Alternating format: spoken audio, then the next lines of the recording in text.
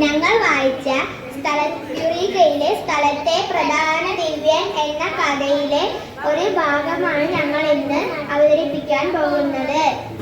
അറിഞ്ഞില്ലേ, ആ എലിക്കുഞ്ഞനില്ലേ, അവൾ ഉണ്ടായിരുന്നല്ലോ, ഇപ്പോൾ ഇല്ലേ? എന്നോട് ആരും ഒന്നും പറഞ്ഞില്ല, ഞാൻ അറിഞ്ഞതുമില്ല. അതല്ല, നമ്മുടെ തൊരപ്പനയുടെ മകനെ കാണാതായില്ലേ? അവനിപ്പോൾ കവലയിലുണ്ട്. ചെക്കൊരു മഹാപ്രബലനായി തിരിച്ചു വന്നത്രേ. അതിന് ഇന്നലെ വൈകിട്ടല്ലേ അവനെ കാണാതായത്?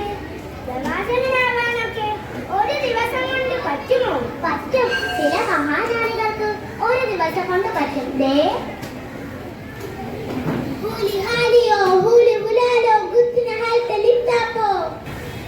ഞാനൊന്ന് ചോദിക്കട്ടെ, ഇവർ എവിടെയായിരുന്നു? ആദ്യം സീബ്ര ടീച്ചർ എന്നെ ചോദിക്കട്ടെ. ഇന്നലെ എവിടെയായിരുന്നു? മണിക്കൂറുകൾ ലക്കും ലഗാനുമില്ലാതെ അലമാരയിൽ വല അടച്ചു വീശിയ പോലെ ചുറ്റും കാറ്റയും മൂട്ടയും ചൂടും തണുപ്പും. ഒടുവിൽ ബാഹ്യ ലോകം ശാന്തം ശാന്തം. മുഴുവൻ ഈ ഭാഷ അങ്ങോട്ട് കേട്ടിട്ട് എന്തോ ഒരു കുഴപ്പം പോലെ. ടീച്ചർക്ക് ഓൺലൈൻ ഡിക്ഷണറി സബ്സ്ക്രൈബ് ചെയ്തപ്പോൾ ഫ്രീ ഡൗൺലോഡ് കിട്ടിയൊന്നുമല്ലല്ലോ ഭാഷ. എന്റെ ഭാഗത്തും തെറ്റുണ്ടേ. ഞാൻ ഈ പ്രഭാഷണം നടക്കുമ്പോൾ മറ്റു ചോദ്യങ്ങൾ ചോദിക്കാമോ? അദൃശ്യരായ കാവൽക്കാരെ, നിങ്ങൾ എന്താണ് ചെയ്യുന്നത്?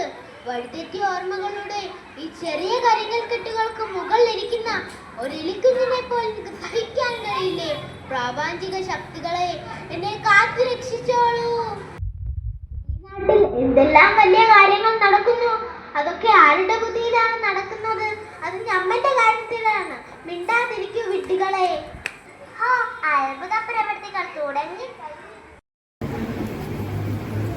ഇതിപ്പോൾ ഇവർക്ക് ഭ്രാന്തായതാണോ, അത് നാട്ടുകാർക്ക് മൊത്തം ഭ്രാന്തായതാണോ?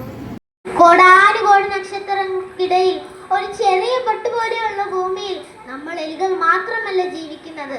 നാട്ടിലെ മനുഷ്യരും പറക്കുന്ന പക്ഷികളും ഇഴയുന്ന പാമ്പുകളും ചുമരുള്ള പല്ലികളും, എന്തിനേറെ പറയുന്നു, ഈ നിൽക്കുന്ന പോത്തും ഈ ഭൂമിയുടെ അവകാശികളാണ്. ആണോ? എപ്പോ? സത്യം, നീയും പെടും.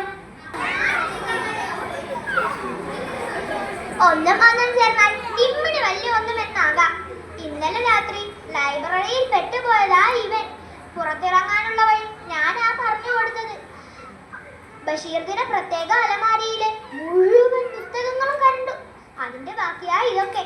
വായിക്കണം, നന്നായി ജീവിക്കണം എന്നൊന്നും മഹാനായ വൈക്കം മുഹമ്മദ് ബഷീർ നമുക്ക് ക്ലാസ് എടുത്തിട്ടില്ല. പകരം വായിച്ചും സ്നേഹിച്ചും ചിരിച്ചും ചിരിപ്പിച്ചും